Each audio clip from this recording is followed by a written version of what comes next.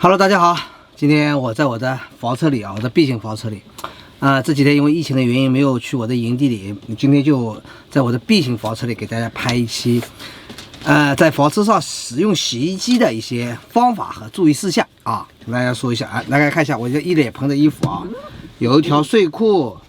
衣服有一条大的浴巾啊，但是跟大家说一下啊，这个颜色相差太大的尽量不要混在一起洗啊，容易褪色。但是我这个呢，衣服都已经洗了很多次了，应该没什么不会褪色了啊，也没有什么东西好洗，我就把这一脸盆的东西用洗衣机给它去洗起来，然后给大家分享一下啊，应该里面的一些注意事项。走，好了，我们首先洗衣机打开，这里掰一下，用力掰，这里面有一个加洗涤剂的，大家看到没有？这个加柔顺剂啊，我这个一般很少有在用啊，这个就这样打开，里面打开的时候会有水啊。我这个一般没有再加，以后大家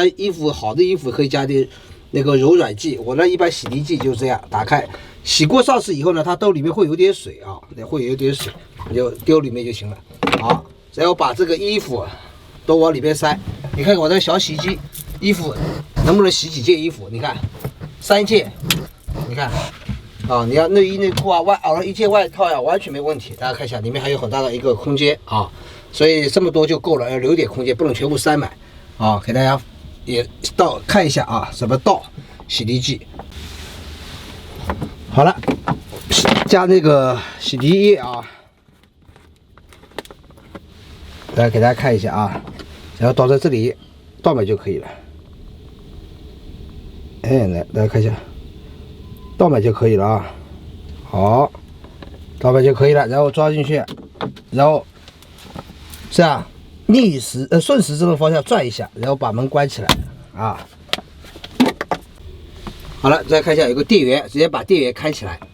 啊，然后再把那个灯亮了啊。它洗涤时间是一般我是标准的啊，这个大概半个小时啊，然后也可以轻柔，很多模式可以选择啊。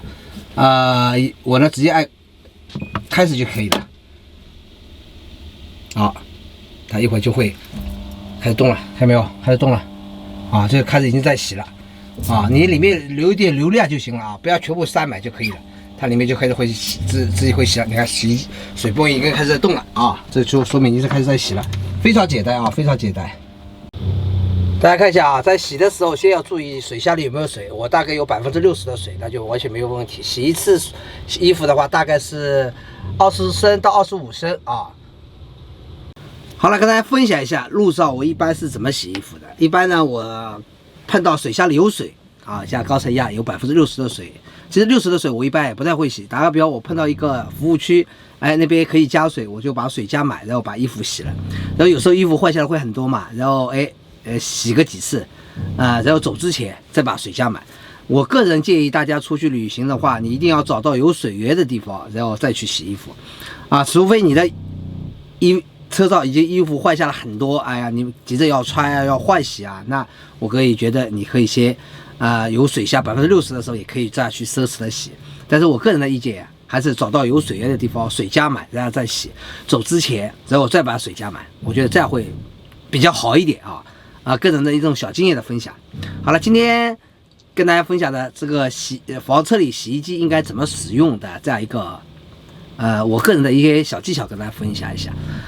下次再跟大家分享一下，那个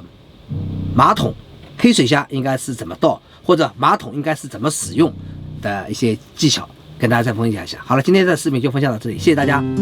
拜拜。